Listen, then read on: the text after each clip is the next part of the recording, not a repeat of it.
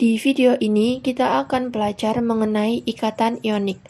Ikatan ionik itu merupakan bagian dari gaya intramolekul, yakni gaya yang mengikat atom-atom di dalam molekulnya. Jadi, ikatan ionik terjadi dalam satu molekul. Ikatan ionik sendiri memiliki definisi gaya elektrostatik yang menahan antara muatan perlawanan, yakni kation dan anion, secara bersama-sama untuk membentuk senyawa. Kata kuncinya di sini adalah muatan perlawanan. Sebelumnya kita sudah membahas bahwa kation terjadi ketika suatu unsur melepas elektron. Sedangkan anion terjadi ketika suatu unsur menangkap elektron.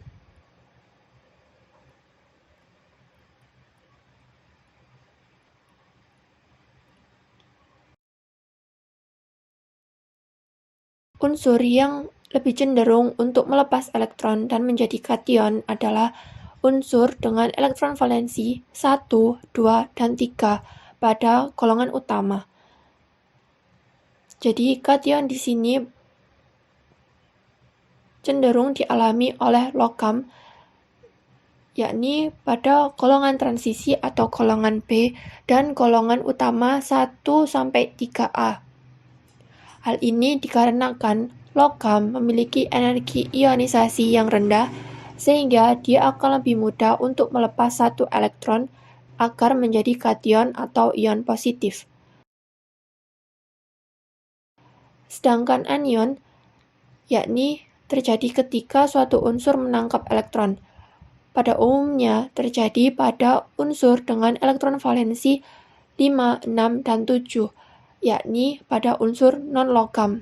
Karena non-logam memiliki afinitas elektron yang rendah, sehingga dia akan lebih mudah untuk menerima elektron dan menjadi anion atau ion negatif. Jadi, dalam ikatan ionik itu terjadi serah terima atau perpindahan elektron antara kation ke anion. Jadi, elektron dari kation diberikan ke unsur yang lain sehingga unsur tersebut menjadi anion. Penggambarannya adalah sebagai berikut. Misal di sini Emily, dia merasa kepanasan namun dia menggunakan selimut. Sedangkan Sarah, dia kedinginan tapi dia tidak punya selimut. Jadi, agar Emily tidak merasa kepanasan, dia harus memberikan selimutnya kepada Sarah agar Sarah juga merasa tidak kedinginan. Selimut ini merupakan gambaran dari elektron. Emily merupakan natrium dan selimutnya adalah satu elektron valensi yang dimiliki oleh Na. Ketika Na dikonfigurasikan, Na memiliki elektron sebanyak 11 dan ketika dikonfigurasikan, maka dia akan memiliki satu lebihan elektron ini yang harus diberikan ke unsur yang lain agar Na dapat mencapai aturan oktet.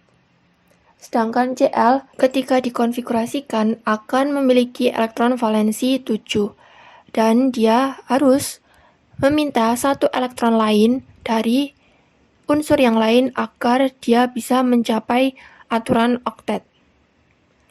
Sehingga di sini karena Na kelebihan satu elektron, maka dia akan memberikan satu elektron ini kepada Cl yang kekurangan satu elektron agar mencapai aturan oktet.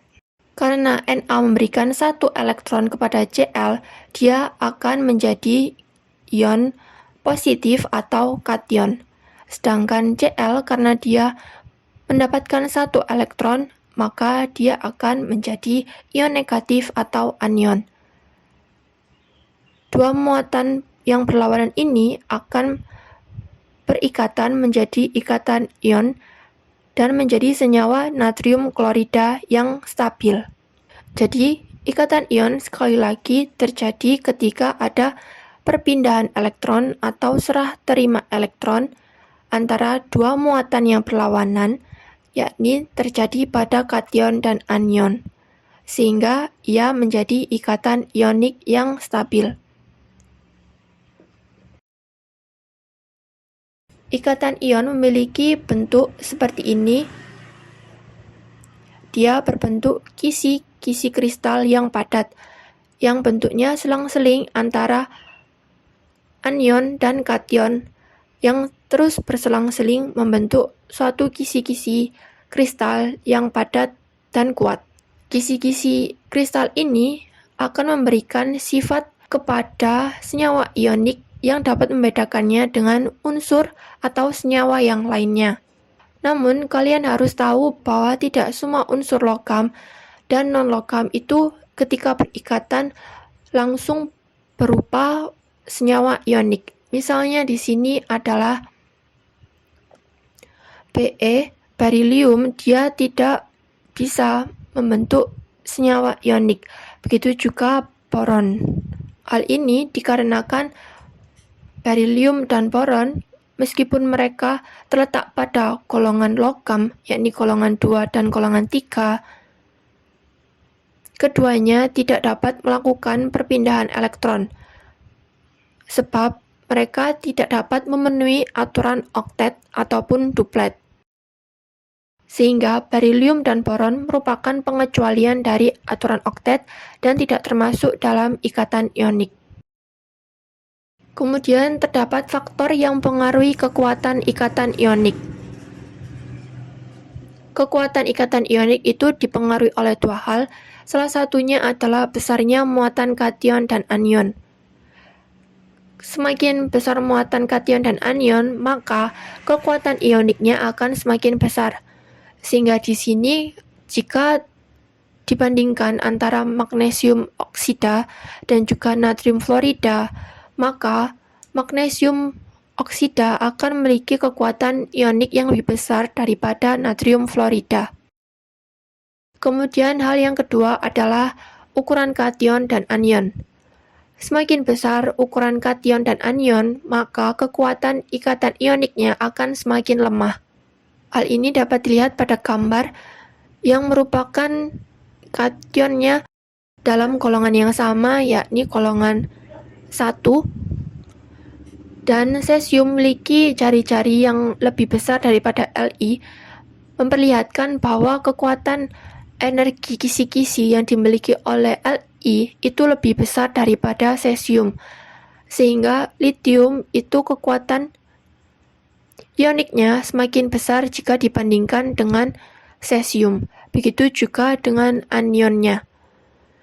Ketika ukuran anion menjadi lebih besar, maka kekuatan ioniknya akan semakin kecil.